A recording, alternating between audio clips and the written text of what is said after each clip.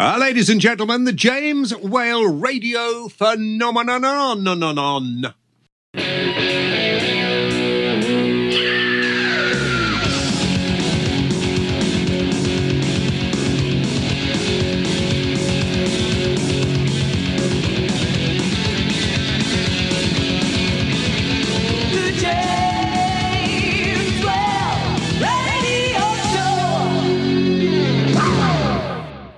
Right, here we go. The James Whale Radio Show. Sorry for shouting. I'm not terribly well, it has to be said.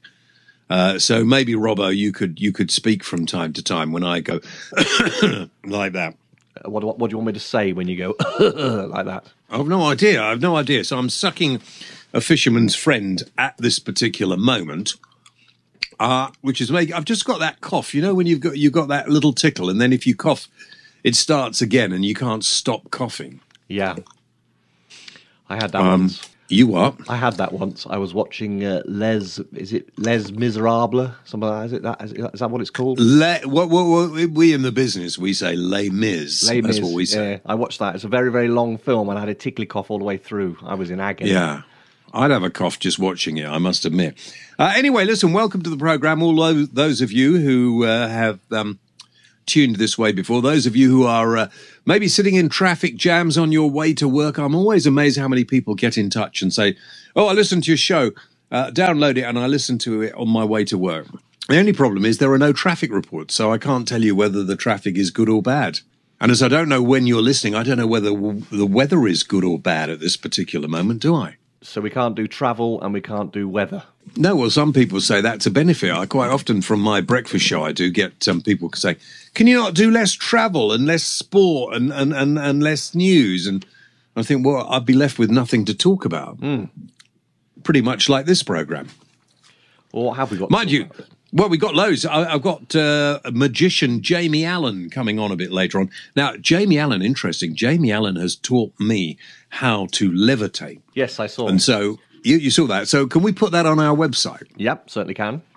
Put it up there on the front page of me levitating in a radio studio when I had a chat to Jamie Allan, but I'll be talking to him on this programme a little later. Now, for those of you who are new listeners, you may be listening to your favourite radio station, and the James Whale Radio Show comes out on that, or you might have downloaded us. You might be listening via Twitter. Lots of people go to Twitter. Of course, you can always join me on Twitter, have a chat at the James Whale or James Whale Radio Show. Although there are other Twitter sites that have got absolutely naffle to do with me. They're all about Moby Dick. Yeah, and I wouldn't even look at those because, you know, some of them are quite rude. So the James Whale should do it. And here we are. Well, poor old Jeremy Clarkson's gone. But is that any surprise? Because if I was to smack Rob, and believe you me, I am tempted, that will probably be it. I'd forgive you. Yeah, well, actually, when I think about it, because this show only has you and me on it, there's nobody who's going to sack either of us. No. So that's quite useful. But I think you know, lots of people getting very worked up over Jeremy Clarkson. And look, it's never going to be the same. That, as far as I'm concerned, Top Gear has now finished, and whoever, if anybody does do it again, whoever it may be, I don't think I will be watching it. I did think, by the way, that my old friend Brian Johnson, you know, the lead singer of AC/DC, who's a big car nut, and does a car show on on one of the satellite channels. I can't remember which one. He would probably be really good at doing a car show. He drives around in big monster cars, doesn't he? Big things. Yeah. But you know, Brian will come on and say, "Oh, hey, it's a flipping great car, this one. Yeah, you should get and drive this one. Oh, it's great, aye." Is that how he would do it? Is it okay? I beg your pardon. Is that how he would do it? Is it? Yeah. I mean, I thought that was a pretty good impersonation, but there we are. And I'm pretty sure that they will, all three of them, move on and do something else together. I might be wrong, but I think they probably will, because all their contracts come up presumably at the same time. I think they do, yeah. They're all coming up to the end of this month, I think. Yeah. So I think they'll probably go somewhere else.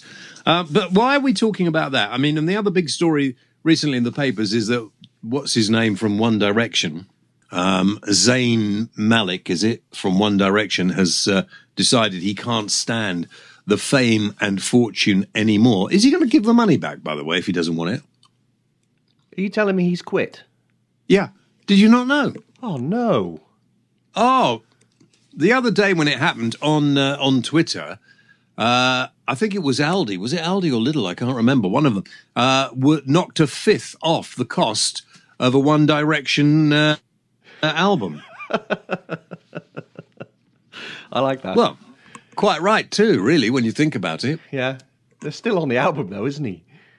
Well, he is. Yeah, he's still on the album. Right. Now, I did ask on Facebook, and I think we should do a bit about this. I did ask, there was a campaign going to make roads safer, which I'm all in favour of. Should the government re-look at the stopping distances and speed limits on motorways, which I think generally is more dangerous than some silly sod driving along at 40 or 50 miles an hour on the motorways? Quite a lot of response. Some of your thoughts here. Mark Holt said yes. 80 is perfectly safe with modern cars. Bill Thompson says, yes, they are so out of date, it's unbelievable. Jim Baddock says they should be 85 at least. Car safety has gone a long way. John Butler says no. John says no. Some drivers should reread the highway code. Becky Boo said no, there is still many older cars out there and many unsafe drivers, both young and old, and inexperienced drivers too. Margaret Harrison says, whatever Jeremy Clarkson says, well, I disagree. and Joanne Oliver says, yes, jail people for tailgating, and plonkers who go everywhere at 40 miles an hour should have to retake their tests. They're morons. And one last one, John Wilding said, some cars still have drum brakes. Admittedly, I wouldn't drive one on a motorway. I once got lost and chanced the motorway in an old-style car, and it was very scary indeed. I think there's a call for for speed limits to be brought down in certain urban areas, outside every school and every hospital, through every high street. I don't think you can't do more than 10 or 11 miles an hour anyway, and I think the speed limit should be dropped to at least 20 there. But maybe on the motorways, certainly, perhaps there should be a certain standard of car. If you don't have a car that is a modern car, a car properly checked out, maybe you shouldn't be allowed onto a motorway. And if we could keep caravans off motorways and cars with trailers off motorways, and surely they would all be a lot safer. Oh yes, and trucks. Get rid of trucks and put those all on the canals and the railways, and life would be easier, wouldn't it? Yeah, I suppose. Hey, I should do a motoring program. Maybe you should. Yeah, what a thought. There's the thought. Now, have we got any music? Let's have a bit of music. I feel I need some music. We've got a bit of music from a band called Panic Island. Oh, no, not Panic Island. I love Panic Island. Yeah, and they're great. What are they going to play? This is their track called Temples from the EP Cabin Fever, out on the 18th of May. Do you know, you said that almost like a DJ. Yeah, baby. Yeah, baby.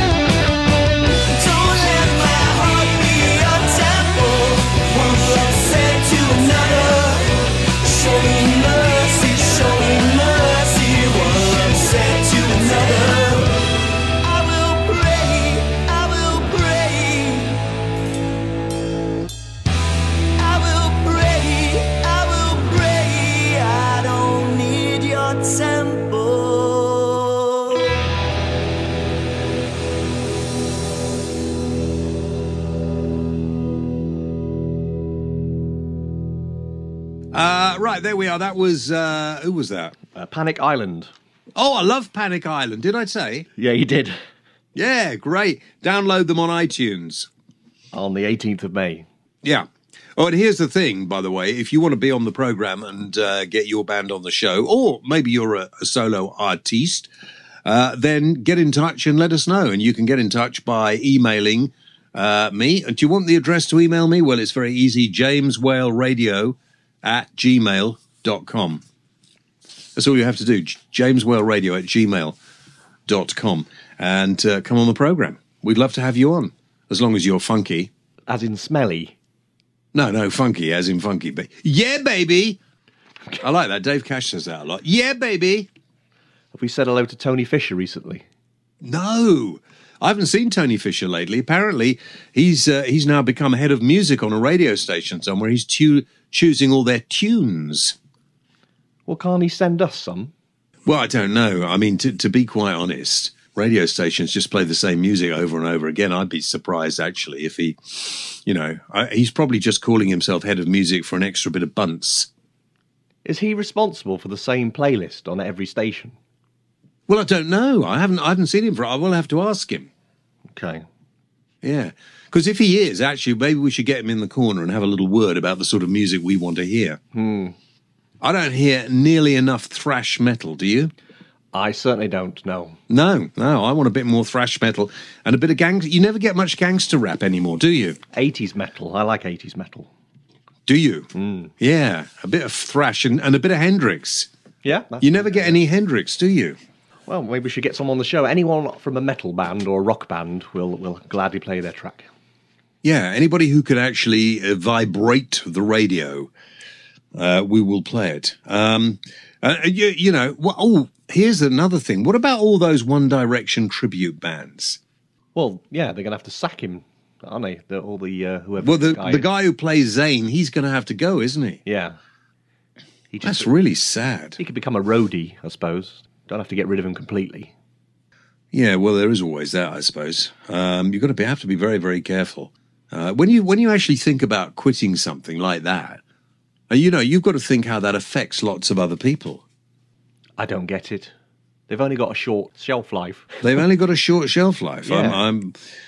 That's what they said about the Beatles. Yeah, but they're not still going. Oh, no, so they're not. No. Well, that's what they said about the Rolling Stones. Yeah, okay, I'll take that back. Yeah, absolutely. Yeah, baby! Yeah, baby! Right, let's do a bit of magic. Let's meet the one and only Mr. Jamie Allan. Get him on the phone. Let's have a talk. Would you like a free audiobook? Our friends at Audible are giving everybody a free audiobook just by going to the James Whale Radio Show website, jameswhaleradio.co.uk. All you need to do is click on the Audible link, register, and you'll get your free audiobook. It's a bit like a book club, and remember, you can leave at any time and you still get to keep your free audiobook. So what are you waiting for? Just head over to the James Whale Radio Show website, jameswhaleradio.co.uk, and click on that Audible link now. Jamie, hi, how are you? I'm great, James. How are you? Well, okay, let's not go on about how ill I feel all the time, otherwise people just get fed up. Right, now, I interviewed Jamie a while ago on another radio show. Actually, Rob, if you're listening, could we get that bit of video where I actually levitate? Can we put that on our website? Yeah, of course we can. Yeah. Well, let's do that. So then, people can see that, Jamie, I'm a bit of a magician myself. I think it was quite incredible how quickly you picked that thing up. Yeah, well, listen, I'm now getting about 4 or 5 foot off the ground. It's amazing. Really? Listen, here's a question straight off before we start, Jamie. Magic's one of the few things where you're absolutely allowed to lie about what you're doing, isn't it? That's absolutely true, yes. And so a magician can look straight at the audience and say, this is magic. As is demonstrated with your 4 or 5 feet off the ground. Yeah, exactly. It was my training flight. Jamie, how long have you been a magician, and how did you become? Did you suddenly decide I want to be a magician? Oh, well, I think most magicians usually get a magic set. I mean, I started because my parents ran a little cabaret club, and I saw a magician there when I was 5. And he made a lady float, very similar to what you did, James. And I was blown away with it. My dad knew how it was done, so he explained it to me. And I thought that was fascinating. So I've always done it, you know. I did my first show when I was 8 in the same place. You also, listen, I'm fascinated by magicians because I know it's a trick. I know they can't do what they say they're doing, but just absolute. And I know you're not going to tell me. In fact, let's talk about that. When you become a magician, yeah, and Penn and Teller were known for sort of exposing how tricks were done, but they actually never really exposed the ones you wanted to know. I think that they invented a lot of very complicated stuff. The truth of the matter is, James, if you saw how most tricks were done, you'd probably be disappointed with it, because people like to think of the most elaborate method possible, which is what Penn and Teller used to do, and where the method itself was very entertaining, more entertaining than the trick.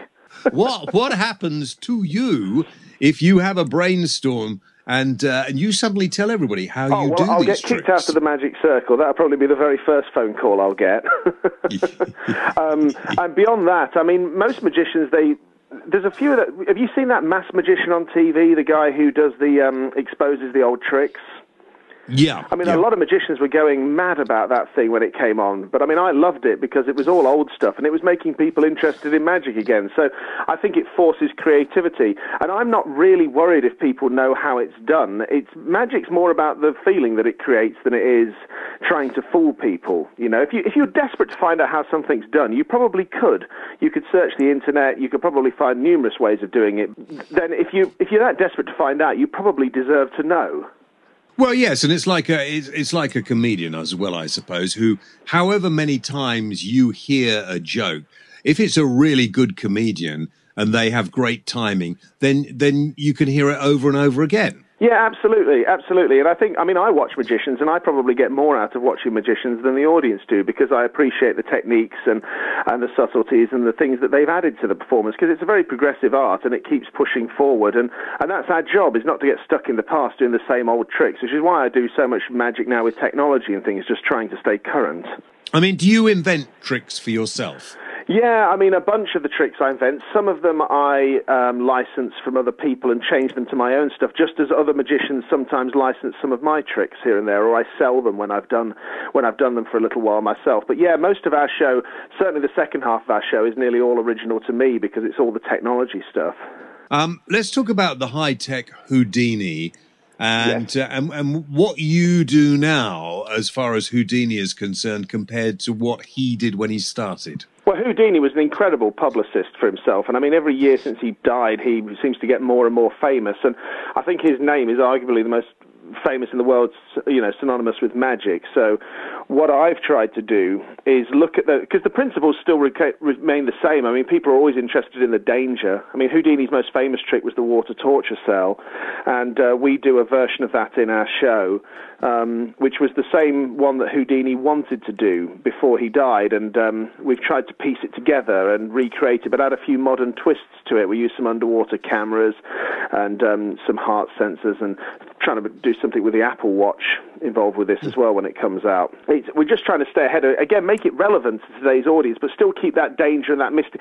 When Houdini used to escape out of a box, they'd put it on the stage and put a curtain cabinet around it, and everybody'd sit in the audience watching it for 30 minutes waiting for him to get out. And you can only imagine, you know, how quickly people would leave in today if that's what you did. So you've got to find ways to keep people's interest, you know, and keep the pace up. And is there a Houdini trick that you have not, or anybody else has never been able to redo? I think the one he struggled with the most, which is something I am fascinated with, was when he did the Buried Alive. And he used to be... He started off by burying himself under about 2 feet of soil, and then 3 feet, and he went down to 6 feet. And when he managed to get out from the 6-foot grave that was dug for him, and he swore he would never do that again. It was the closest he claimed that he ever came to actually dying doing a stunt. And there was no trick to it, of course, because Houdini was an odd guy, because half of the stuff was magic tricks and the other half of it was exactly what it appeared to be. And people are looking for a method as how did he manage to work his way out of this grave. Well, there was no method. He was just believed in himself enough that he thought, well, I'll just do it. And he just dug himself out. So that's one that I haven't tried, and it's not high up on my list, James, to put in. In this day of health and safety, Jamie, and things still have to look fairly dangerous to get people's imagination. Yes. I mean, how dangerous are they? How likely are we to see you kill yourself on stage? Well, I mean, everything is a calculated risk. I mean, Houdini or myself, anybody would never actually do something thinking that they. And maybe it's just our own being foolhardy about it. You have to take a chance, and it has to be real. But you have to also be confident enough in your abilities that you do it. I mean, it's the same if you drive a car, isn't it? If you do it badly, you could kill yourself. Well, this is just a bit more risky than that. I mean, the water tank. You know, when we go into theatres, we have to do what they call a risk assessment for people who don't deal with these things for every large piece of apparatus.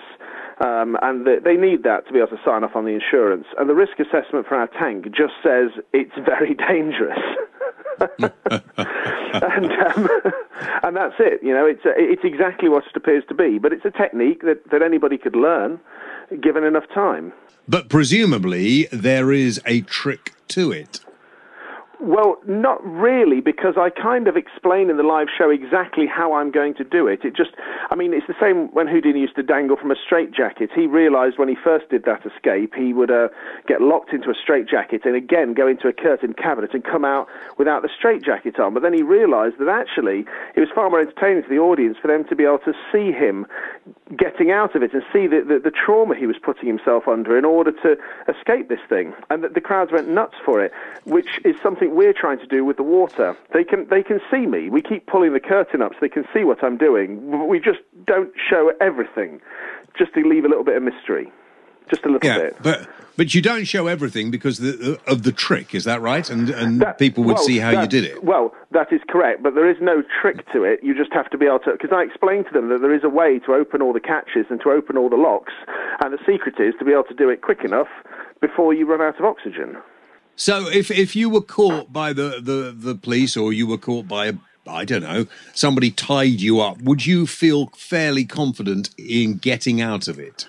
Well, it depends, doesn't it, on how much control you have of the situation. I'm sure even Houdini himself, if he was completely immobilized against his will, I'm fairly sure I could have locked him up in a way that he couldn't get out. So I think if you had a base knowledge of magic and escapology, yeah, you probably could. You probably could get caught out. In fact, Houdini did get locked in a phone box once in a New York lobby.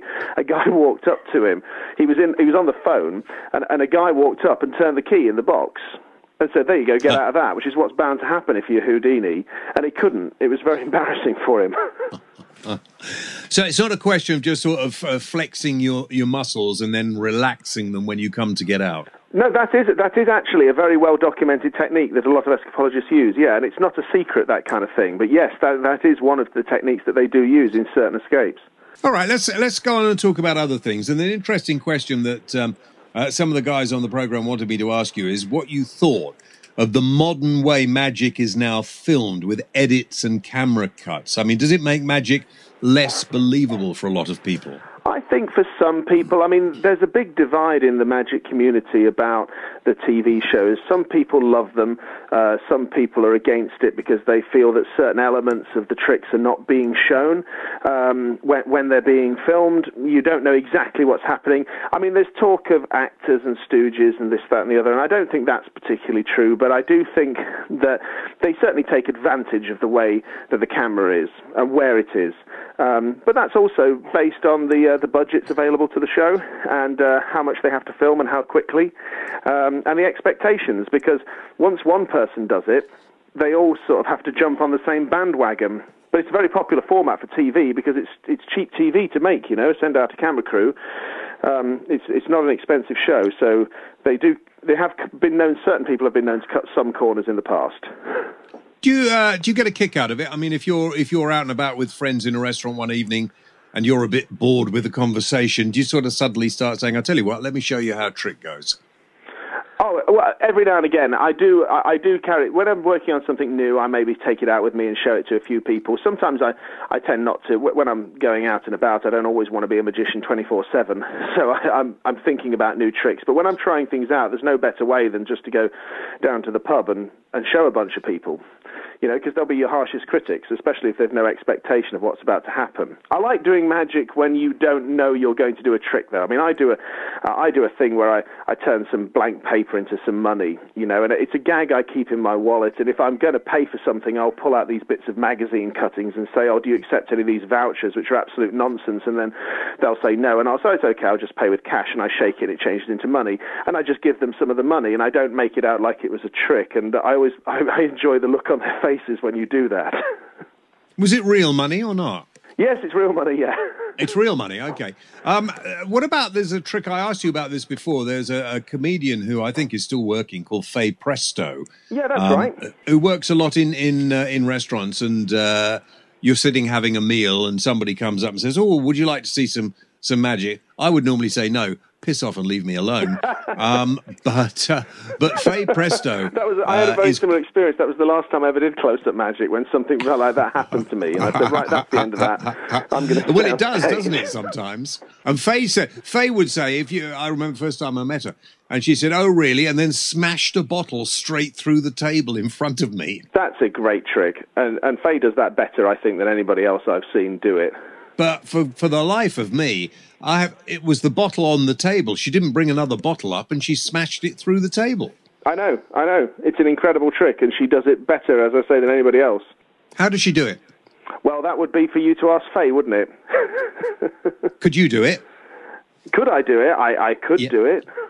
Yeah. Have you ever done it? I don't actively do the trick. I have done it in the past, but I think that we'll leave that one to Faye. Oh, okay. Could you teach me to do it? Now I can levitate. Well, you never know, James. You never know. If you could sign the oath and take the magician's oath, maybe I could. Maybe you see, it's all a bit spooky, this magic circle business, isn't it? Yeah, it is. It's a very historic society, and they try to keep the values of it, the same. Everybody's sworn to secrecy, and there's only a limited amount of members of the inner circle as well, which is which I'm an associate of, because you have to wait for somebody to die to get into one of the final positions in there. It's the sort of hierarchy of ranks and secret little rooms you can get access to.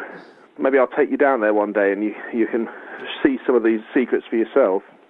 Oh yes, is it like going into one of these sort of clubs, these secret societies where you have to knock three times? It is, yeah. And certain people, people of your stature, James, I'm sure I could get you in for a visit. Oh, well, I'd like that. I'd love to go in there and see that, I must admit.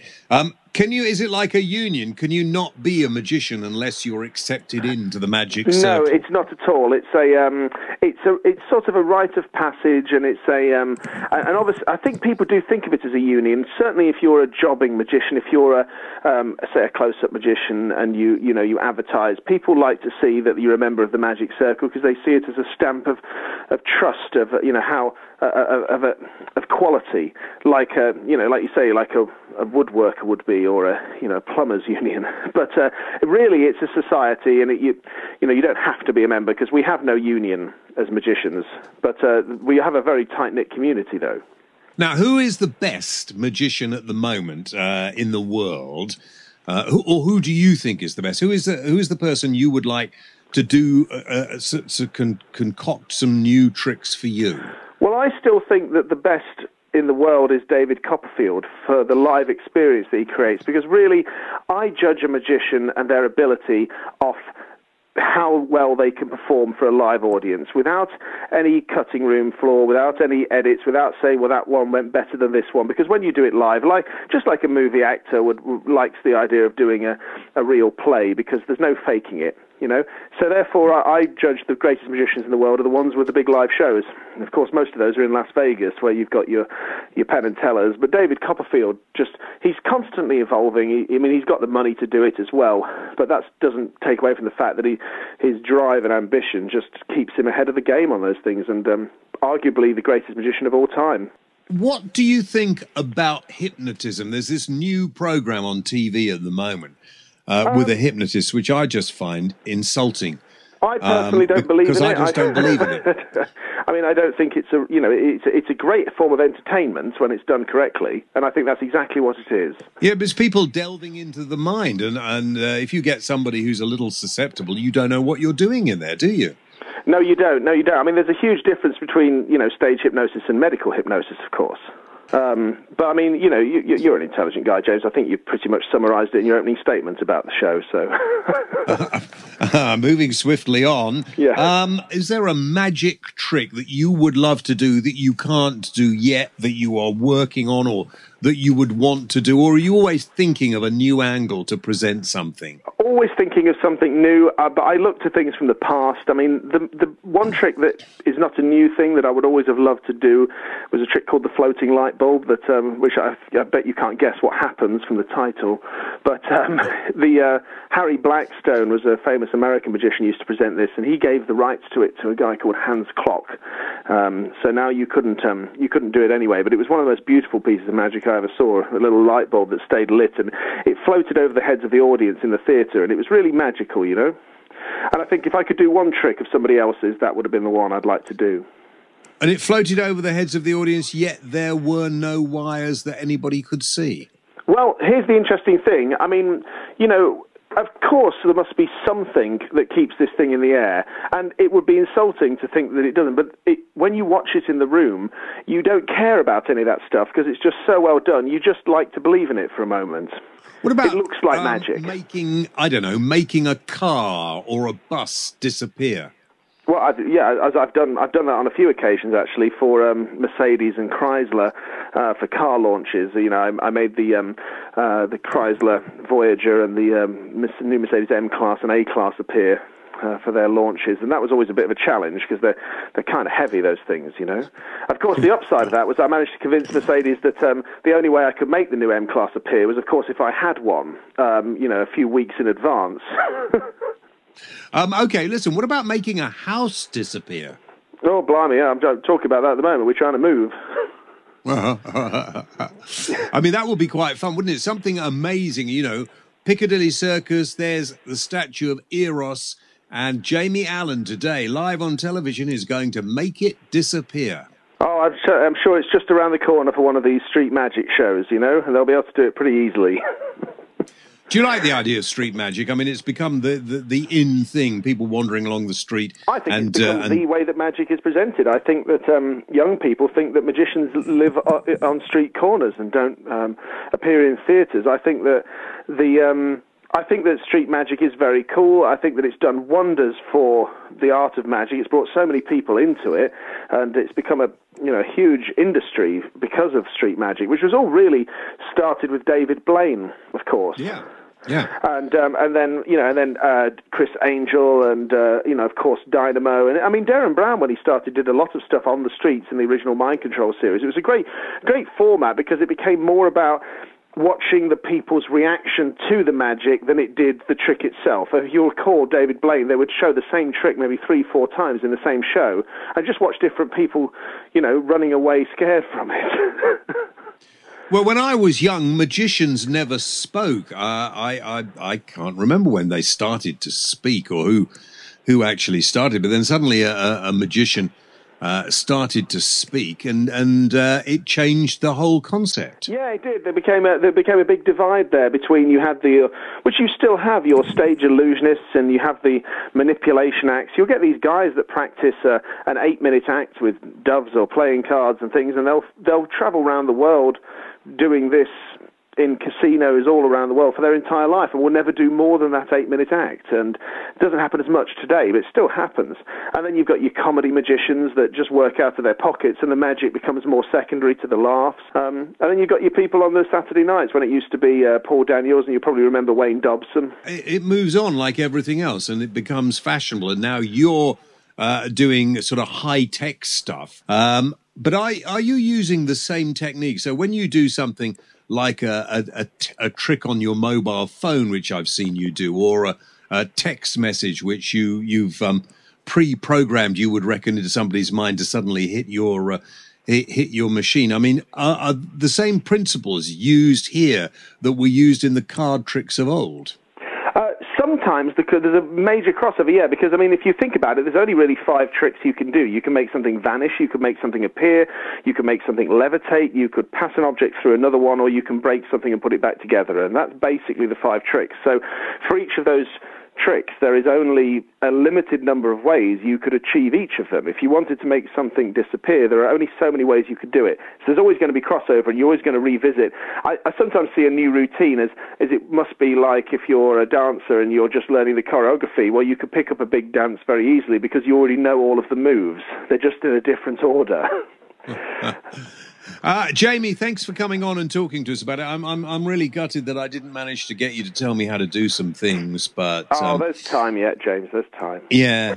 I'm going to go back and practice the levitation some more as well. But in the meantime, you're appearing all over the country, I know, at the moment. We'll put all the dates up on our website, shall we? Oh, that'd be great. Yes, please, James. Yeah, we're all over the country till May, and then we're going into the West End. Which theatre are you going to in the West End? I know which it is, and I'm not allowed to say it until probably 2 weeks' time, but it will be posted on the website. Well, I shall expect an invitation, and thank you very much indeed, Jamie, for coming on and talking to us today again. Thanks so much, James. Sitting in my room and I'm on my own. It's cold outside and I'm feeling alone. So I turn that dial and my radio's on. I hear James Well and my troubles are gone. I hear James Well on the radio. I hear James Well and his podcast show. I hear James Well on the radio. James Well and his podcast show. James Well on the radio. There we are, Jamie Allan, and I'm going to take him up on his very kind offer to go round to the Magic Circle. I quite like to do that. And if you go onto our website, jameswhaleradio.co.uk, you can see Jamie teaching me to levitate, and it's pretty good too, isn't it? I was quite impressed, yeah. Yeah, I couldn't believe it. I got quite panicky, as you can see, because when I got a few inches off the ground, I thought, hey, yay, yay. What did I think? Hey, yay, yay. Yeah, that's what I thought. And it was quite scary. So, yeah, Jamie, thank you very much indeed. As I said, we'll put all the places he's performing in. There's no point having a top secret location if no one knows where it is. No, I know. Why did he say? Do you think he was just telling us fibbies? I don't know. Because as I said, you know, being a magician is one of the few legitimate pastimes where you can lie. Politicians. And that is the other one. So anyway, thanks to our friends, by the way, at Talent GB, which just reminds me, of course, we got Jamie, we met Jamie through Talent GB. And Talent GB, if you happen to be an act, whether it's a magician, ventriloquist, rock and roll singer, whatever you do, check out talentgb.com and have a look at that. And then, of course, we might get to do an interview with you, and you might find that as a really good way of promoting yourself if you are an entertainer. Can we get some plate spinners on the show? Yeah, we've never had a plate spinner on the show. That would be a good idea. So just check it out, jameswhaleradio.co.uk. So check out what you can get. And by the way, for summer, of course, summer is coming, I'm told. James Well T-shirts and baseball hats are, of course, the only fashion now to be seen in the south of France, aren't they? Apparently, yes. If you're not wearing a JW T-shirt in the south of France, you're just not bang on trend. Bang on trend, yeah, fashionistas. Now, listen, the world is falling apart, and I think we need to talk a bit more seriously about this. How worried are you, Robbo, about the Hadron Collider? Not overly worried, no. Well, I think you should be. You know, I don't think people are worried nearly enough about this. The particle accelerator, which will be restarted soon, a more powerful version than before, could quite frankly cause the end of civilization. What, it's going to create a black hole? Well, they're trying to recreate a black hole. Now, nobody knows if you create somewhere, anywhere on the planet, a black hole, whether or not we will all be sucked into it. That's Are you quite not worrying. worried about it? I am now. You say it like that. Yes. Yeah. I mean, this thing in Switzerland's whizzing round and round underneath the surface and trying to recreate what happened to form the universe. Now, maybe we ought not to be tampering with this sort of thing. Shouldn't we as a global community have a vote on whether they can do these kind of things? No, they just did it, and they didn't even bother to get insurance as far as I know. What, they've got no public liability? No, so where will we be left if we get sucked up a black hole Yeah. and everything goes pear-shaped? Who are we going to sue? Where there's a blame, there's a claim. Yeah, exactly. Where there is a blame, a claim. I put this out on Facebook. Daniel says he doesn't worry too much about things like this because he's middle-aged. I don't see what that has to do with it, Daniel. He said, I'd rather live my life than worry about what could happen. Okay. John Wilding, he says, anything that goes into the unknown is quite scary, especially when we think it could wipe us out. This could be the new frontier. You don't know. Listen, they reckon that they might also find parallel universes. More than one, Rob. Well, there could be hundreds of you, all doing a similar sort of thing all the way down the line through the different dimensions of time and space. Wow. It's worrying. Stephen Matthews says some scientists are worse than religious extremists with the lengths that they go to, totally out of order, that such things are being done without everybody's consent, when it could wipe out the world. Unbelievable, says Steve. Steve, the problem is that all of us are going to be wiped out at one point. So we're here but for a short time, and then we disappear off to goodness only knows where. Do you think they have their fingers crossed when they flick the switch? I don't know if they do. I certainly would, wouldn't you? A duck. I don't know why, but I would duck. Yeah, exactly. Let's get a few ladies on this. Well, actually, David from Manchester, first of all, says, would I notice a difference? Possibly in Manchester, not. Margaret Harrison says, anything that gets us to the Klingon world is okay by me. And Alexandra Roberts says, nope, just fire that baby up. Let's see what happens. I'm with you, Alexandra. You never know where it's going to go. Andy Harris says, we believe scientists too much, in my opinion. For all we know, it might all be a lot of bull and doesn't do anything apart from get them more and more funding. I still don't believe we have been to the moon. Christian says, stop trying to scare the normos. They aren't very smart. It's not big. It's not clever. Now, everyone go and watch X Factor and drink cheap lager. Why would anybody want to drink cheap lager?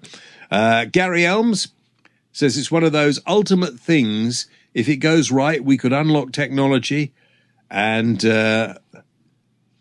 Theorems. What's that? What are theorems? Theories. Oh, right, okay. Why don't they just say theories? That have put science fiction at present, if it goes badly, will be stuffed. Oh, right. And Barry says, we can only go forward. It will help our life in many ways, if only to escape this planet of fools. Oh, dear, oh, dear. Some of you very maudlin out there. Never mind. I don't think we'll know. You know, people worry about what may or may not happen when they die and spend their entire lives worshipping things that may or may not have any validity and then waste their entire lives. Why? Why don't people concentrate on making a really good job of what they are doing whilst they are here now? Anybody answer that? No, I didn't think you could. Of course, if you want to answer any of these, jameswhaleradio@gmail.com. Get on and let us know. Right, more music. No more music. No more music. No. Right, okay, where are we on the show? I think it's probably time for Tech Talk. Ladies and gentlemen, the one and only Robbo. Hello. Not really much this week. I just noticed that Ford have launched a new thing where their cars now detect the signs on the side of the road for speed and adjust themselves. Do you know, I'm a driver for Ford, hopefully Formula One. Before long, I'm going to be driving and test driving the new Ford Focus. By the way, before you go, the new Ford Focus, you check it out. It really looks the biz. Yeah, baby. Has it got this new speed thing in it? Well, one of the I had the Ford Cougar, if you remember, a while ago, and that had this thing called Park Assist, which frightened the flipping life out of me. It can park your car for you. So if the space is big enough, it'll just put your car into the space between. It'll do a parallel park. And another thing they have on the Ford technology, which is exceptionally good, is this lane assist. So if you have it turned on and if you go over the white line because you're not paying attention, the steering wheel suddenly starts shaking. What if you overtake? Would the steering wheel start shaking? No, that's the weird thing. It seems to know. Worries me. So anyway, tell us about this new Ford thing. Well, it's obviously got cameras all over the cars, and it's detecting the speed signs on the side of the road. And if it's a 30 mile an hour, it'll slow down. It'll slow you down, but you can get out of it by tapping the accelerator again, and you can override it. Yeah, that will be useful if you've got, like I had the other day, a great big truck right up your bum in a one of these average speed check areas where obviously the driver of the truck was asleep. I wonder if it puts the brake lights on when it slows you down. That's a good point. We'll ask Ford, shall we, and find out. I think that's a good idea. Will you be able to get them on all cars before long? Presumably you will. Once it's on a Ford car, I'm sure all the rest will copy. Well, Ford is the name now that you want. I mean, forget BMW and Mercedes and all that. You want to be a Ford driver. They seem to have all the technology, Ford, at the moment. Well, yeah, they do. Now, here's another thing. In 2021, by the way, hybrid cars and electric cars will have to omit a sound. But not before 2021. Well, no, this is part of an argument at the moment because people representing those who have visual impairments, blind or, partially sighted people. I don't think only for them, for people like me who wander along thinking about things, and then suddenly you can't hear any traffic and you cross the road, bang, there's one of these bloody cars that don't make any noise. Why don't all the people that got electric cars at the moment wind the window down and go brum, brum, brum, brum? Well, that's my thought, but they're going to have something that makes the noise. Now, what sort of noise? There are all sorts of people now suggesting, different car manufacturers have been suggesting different noises that their hybrid and their electric cars should make. I don't like electric cars, it has to be said at the moment, because it's not right. When you're in a car, you want to hear it go rum, rum, rum. And just being in a car and it just goes zzz. So what sort of noise should they make? What about putting the stereo sound that you're listening to outside the car? Well, supposing you're having a quiet time and you don't want to listen to anything. Vivaldi, that'd be quite cool. So you've got cars going round, different sorts of cars with different kinds of noises or music. Can you imagine what it would be like? And somebody even suggesting bird song. That might send some people to sleep, though. Yeah, but it has to be, when you think about it, it has to be the sound of a car engine. So here we are, all this money spent on developing a car that doesn't make any noise. And then because it's dangerous and people don't know it's coming, you have to start putting the noise back into the car. That is a bit silly when you're trying to reduce noise pollution and then you're just increasing it again. Yeah.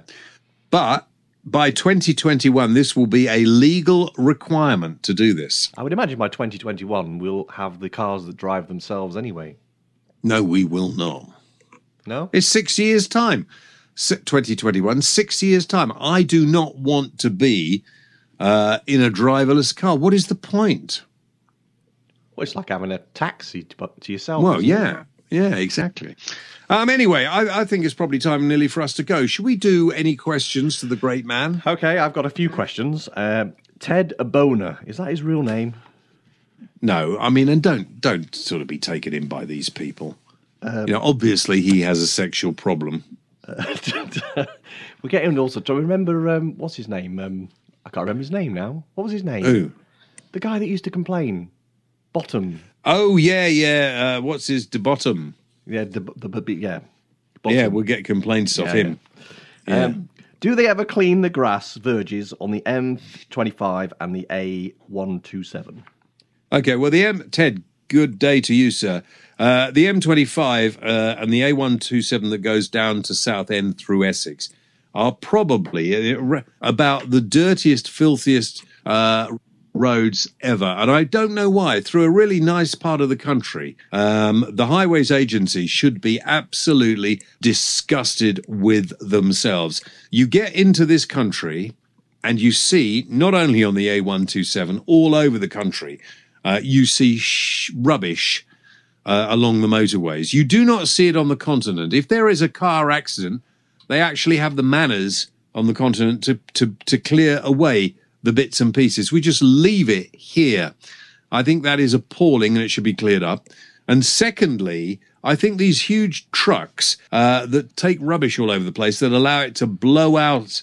And I think a lot of the problems on the A127, it's a road I use a lot myself, I think a lot of the problems there are caused by some of these trucks that don't keep the rubbish in.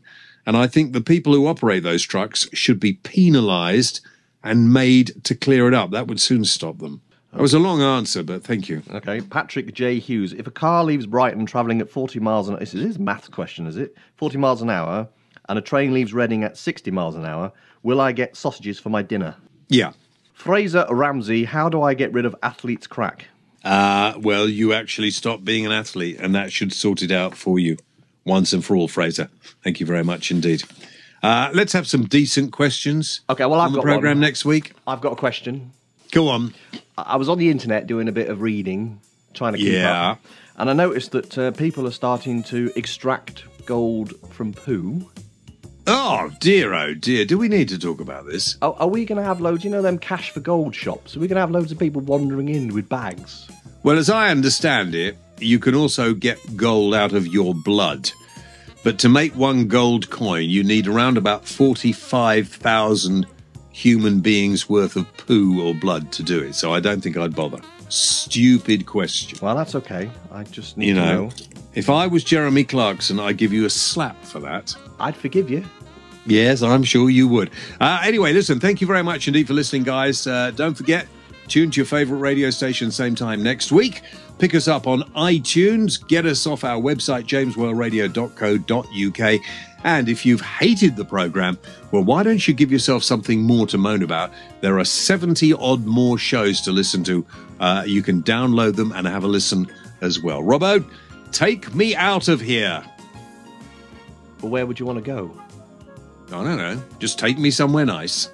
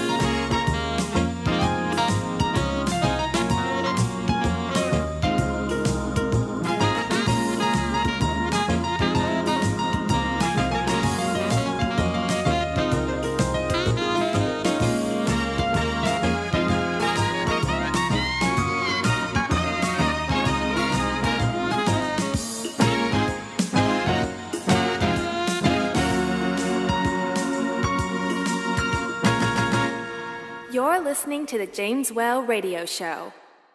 For more information, visit www.jameswellradio.co.uk.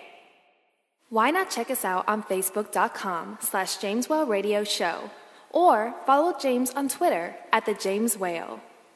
James Whale, the voice of reason.